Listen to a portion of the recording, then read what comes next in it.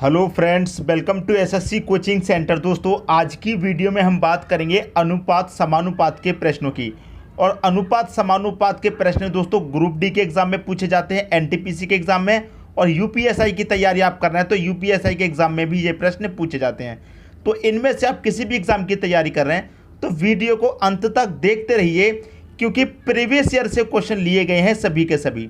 जो प्रश्न पहले पूछे जा चुके हैं वही प्रश्न लिए गए हैं, तो इससे आपको एक आइडिया लग जाएगा कि किस तरह के प्रश्न पूछे जाते हैं। और दोस्तों, वीडियो को आप अंत तक देखेंगे तो ज़रूर आपको कुछ नया सीखने को मिलेगा। तो वीडियो को दोस्तों आप अंत तक जरूर देखें। तो चलिए स्टार्ट करते हैं। पहला प्रश्न है, दो संख्याओं का अनुपात 4:9 है और उनका अंतर 215 है, तो उनमें से छोटी संख्या ज्ञात करें। देखिए, दो संख्याएं आपके पास, एक पहली संख्या होगी और एक दूसरी संख्या होगी, ठीक है। और दोनों संख्याओं का अनुपात कितना है? 4:9। इसका मतलब पहली संख्या का अनुपात 4 है, दूसरी का अनुपात 9 है। और उन दोनों संख्याओं का अंतर दे रखा है आपको कितना? 215। ये आपको अंतर है। तो दोस्तों, मैंने आपको क्या सिखाया है, अगर आपको योग दिया जाए तो अनुपातों का योग करेंगे, अंतर दिया जाए तो अनुपातों का अंतर, एलसीएम दिया जाए तो अनुपातों का भी एलसीएम, ठीक है। तो आपको यहाँ अंतर दिया गया है तो अनुपात का भी अंतर कर लीजिए। 4 और 9 का अंतर करेंगे, कितना आएगा? 5 आएगा। तो दोनों का अंतर दोस्तों कितना आएगा? 5 आएगा। तो इस अंतर में अनुपात के अंतर से क्या करेंगे? डिवाइड दे देंगे। क्लियर बात?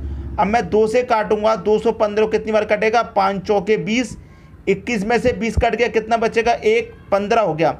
5 त्रिक का 15, 43 बार में कट गया। अब आपसे क्या पूछ रहा है, उनमें से छोटी संख्या क्या है? जो अनुपात में छोटा होगा वही संख्या छोटी होगी। अनुपात में क्या छोटा है? पहली संख्या छोटी है 4, तो 43 का मल्टीप्लाई 4 में कर देंगे, कितना हो जाएगा? 4 त्रिक का 12 का 2 कैरी का 1, 4 चौके 16 कैरी का 1 कितना हो जाएगा? 17।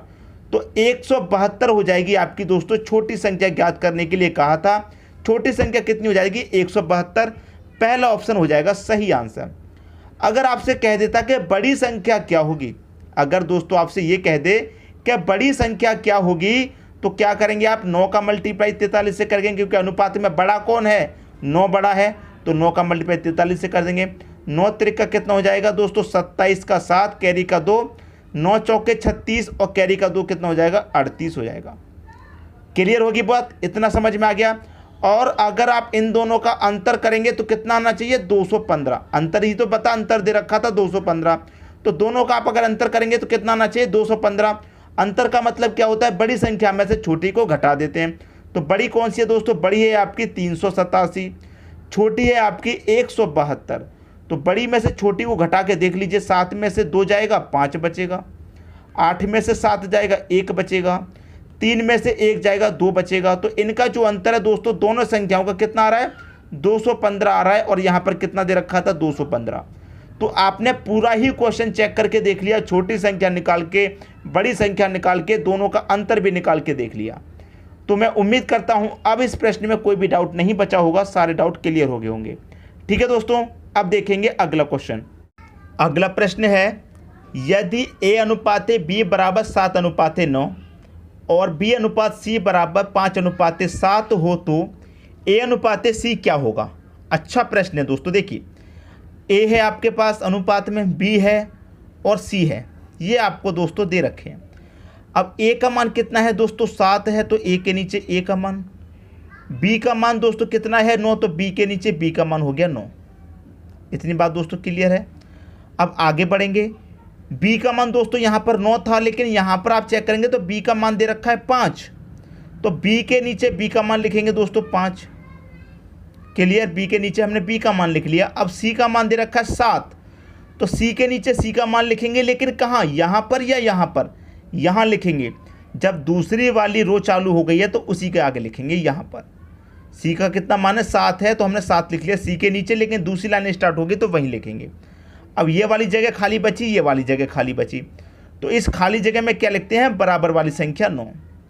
और ये खाली है तो इसके बराबर में 5 है, तो 5 लिखेंगे। आप कहेंगे सर बराबर में 7 भी था, तो देखिए इस तरीके से लिखते हैं या फिर इस तरीके से। ठीक है दोस्तों, हॉरिजॉन्टल या फिर वर्टिकल। अब मैं आपको बता दूं, ये जो तरीका है लिखने का सही है और ये तरीका गलत। इस तरीके से लिखते हैं दोस्तों। इस तरीके से बराबर में 5 था, इस तरीके से बराबर में 9 था। ठीक है दोस्तों, ये तरीका गलत है, ये तरीका सही है। अब देखिए 5 का मल्टीप्लाई 7 से करो, कितना हो जाएगा 35 अनुपात 9 पच्चे कितना हो जाएगा दोस्तों 45 अनुपात 9 सत्ते 63। आपसे देखिए क्या पूछा गया था, आपसे पूछा गया था ए अनुपात सी क्या होगा। ए और सी पूछा है, ए अनुपात सी पूछा है, तो ए का कितना निकल के आया है 35, सी का कितना निकल के आया है 63। कटा के छोटा हो सकता है तो कटा के छोटा कर सकते हैं। मैं 7 से कटाऊंगा, 7 पच्चे 35 कटेगा और 7 निम्मे का 63 कटेगा। मतलब कितना आ गया 5 अनुपात 9 आ गया। ए और सी पूछा है, ए और सी कितना आ गया 5 अनुपात 9। 5 अनुपात 9 दे रखा पहले ऑप्शन में, तो पहला ऑप्शन क्या हो जाएगा आपके प्रश्न का सही आंसर हो जाएगा। बात आ गई दोस्तों सभी की समझ में। अब देखेंगे अगला क्वेश्चन। अगला क्वेश्चन है, यदि ए अनुपात बी बराबर 3 अनुपात 4 और सी अनुपात बी बराबर 4 अनुपात 5, तो ए अनुपात बी अनुपात सी पूछ रहा है क्या होगा। क्या पूछ रहा है दोस्तों आपसे पूछ रहा है ए अनुपात बी अनुपात सी पूछ रहा है। ए का मान कितना है 3, तो 3 लिखेंगे। बी का कितना है 4, तो बी के नीचे बी का 4। ठीक है, अब देखिए सी का दे रखा है आपके पास कितना, सी का दे रखा है 4, तो सी के नीचे सी का लिख लीजिए 4। ठीक है, लिख लिया। अब यहाँ पर देखिए, यहाँ पर क्या है गलती हुई है आपसे वो देखना है, क्या गलती हुई है। देखिए मैं आपको बता दूँ, यहाँ पर क्या था बी का मान 4 था।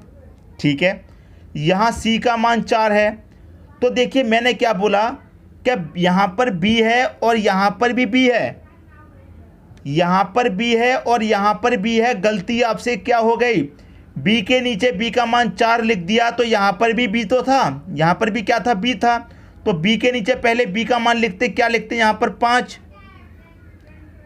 भाई सबसे पहले ए आता है, उसके बाद बी आता है, उसके बाद सी आता है।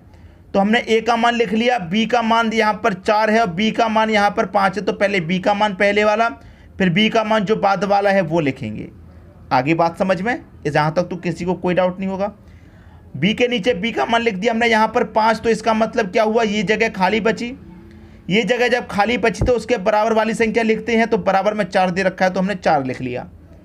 ये गलती से लिखा था, बता रहा हूँ दोस्तों, जानबूझकर नहीं लिखना, गलती से लिखा था 4, लेकिन यहाँ पर बराबर में 4 है तो 4 ही आएगा। इतनी बात तो क्लियर है।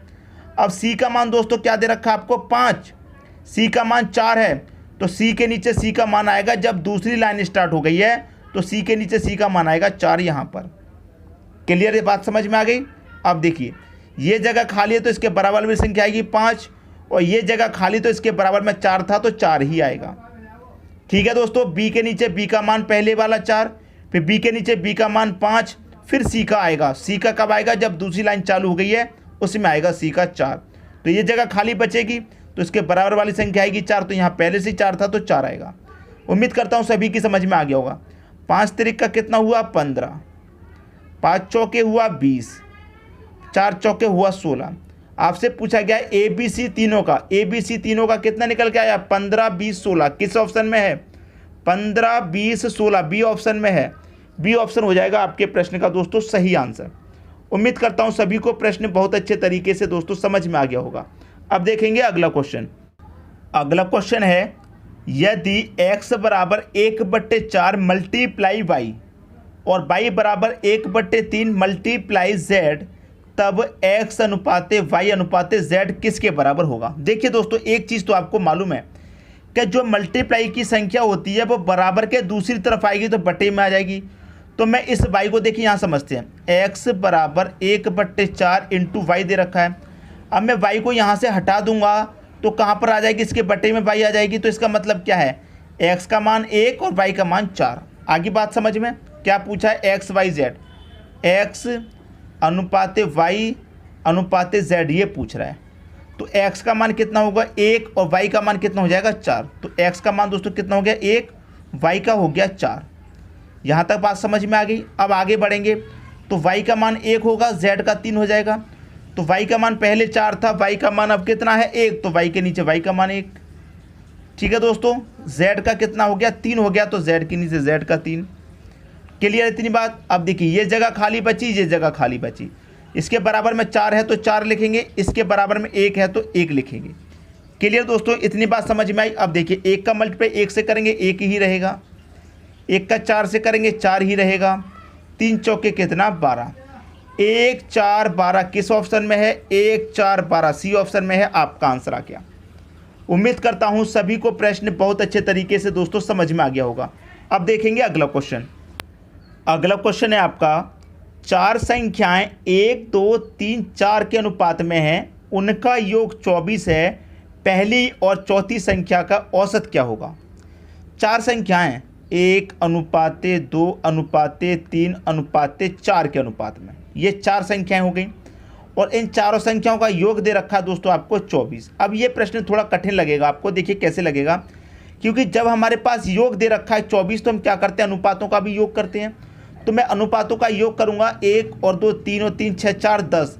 तो क्या करते हैं हम अनुपात के योग से और इस योग में हम क्या कर देते हैं दोस्तों, डिवाइड कर देते हैं। अब देखिए अगर मैं इस योग में 10 से डिवाइड दूंगा क्या चला जाएगा, आप कहेंगे बिल्कुल भी नहीं जाएगा, 2 पॉइंट में जाएगा, चला जाएगा, लेकिन डिवाइड किस में जाएगा, पॉइंट में। अब समझिए पॉइंट में नहीं लाना, हमको पॉइंट में नहीं लाना, ठीक है। यहाँ पर योग कितना है, 24 है, 24 हमारा योग है, अनुपातों का योग कितना है, 10 है। तो इसका मतलब 10 बराबर 24 के है, 10 बराबर कितने के है दोस्तों, 24 के। और हमसे क्या पूछा है, पहली और चौथी संख्या का औसत, पहली का और चौथी का औसत। तो पहली और 4 का मतलब क्या है, 1 और 4 दो संख्याएं, दोनों का जोड़ेंगे कितना हो जाएगा, 5। तो पहली संख्या और चौथी संख्या का योग कितना है, अनुपात में 5 है। यहाँ पर 10 अनुपात बराबर 24 है, तो 5 अनुपात बराबर कितना हो जाएगा, 12 नहीं हो जाएगा, इसका आधा ही तो है, 12 हो जाएगा। अब कितनी संख्याएं, 2 संख्याएं, जब क्या करेंगे, 2 संख्याएं हैं और 2 संख्याओं का योग आपका 12 है, तो औसत निकालने के लिए क्या करते हैं, संख्याओं से योग में आप डिवाइड कर देंगे, औसत पता चलेगा। औसत कितना आ गया आपका, 6। पहला ऑप्शन हो गया सही आंसर। मैं उम्मीद करता हूं कि सबकी समझ में प्रश्न बहुत ही अच्छे तरीके से दोस्तों आ गया होगा। अब देखेंगे अगला क्वेश्चन। अगला क्वेश्चन है, 2 संख्याओं का योग 45 है, उनका अंतर 15 है, तो उनका अनुपात ज्ञात करें। देखिए 2 संख्याओं का योग कितना है, 45। वो 2 संख्याएं कौन सी हैं आपको नहीं पता, तो पहली संख्या को x मान लेते हैं, दूसरी संख्या को y, और दोनों संख्याओं का योग आपको कितना है, 45 है, और उनका अंतर कितना है, 15। मतलब ये 2 जो संख्या हैं इनका योग तो 45 है और इनका अंतर कितना है दोस्तों, 15 है। तब पूछ रहा है कि उनका अनुपात क्या होगा। अब देखिए ये प्लस का y, ये माइनस का y कट गया, एक x मिलके कितना हो गया, 2x बराबर 45 15 कितना हो गया, 60। 2 से 60 कटेगा दोस्तों कितनी बार में, 30 बार में। तो x का मान कितना आ गया आपका, 30। x का मान आपको पता चल गया 30। अब x का मान चाहे समीकरण इसमें रख दो चाहे इसमें, क्या करते हैं, ऊपर वाली में रख देते हैं। पहली संख्या x थी, दूसरी संख्या y थी, और दोनों का योग कितना था आपका, 45। अब आपको इतना पता है कि x आपका कितना है, 30 है, तो 45 योग है, तो x 30 है, तो y कितना रहा होगा, 15 रहा होगा, तभी तो दोनों का योग 45 आएगा। क्लियर। तो आपको सब सीधा पता चल गया, x 30 है तो y कितना होगा, 15 होगा। तो दोनों संख्याएं पता चल गई। आपसे क्या पूछ रहा है, दोनों संख्याओं का हमें अनुपात ज्ञात करना है। तो पहली संख्या 30 है, दूसरी 15 है, अनुपात ज्ञात करना है। तो अनुपात ज्ञात करेंगे तो क्या करेंगे, कॉमन संख्या से कटा के देख लेते हैं। 15 से ये भी कटेगा 2 बार में, 15 से ये कटेगा 1 बार में, तो क्या हो जाएगा, 2 अनुपात 1 हो जाएगा।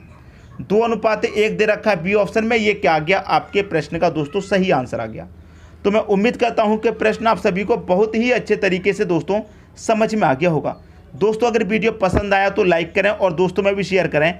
यदि आपने हमारे चैनल को अभी तक सब्सक्राइब नहीं किया है तो कर लीजिए और बेल आइकन का बटन भी दबा दीजिए दोस्तों।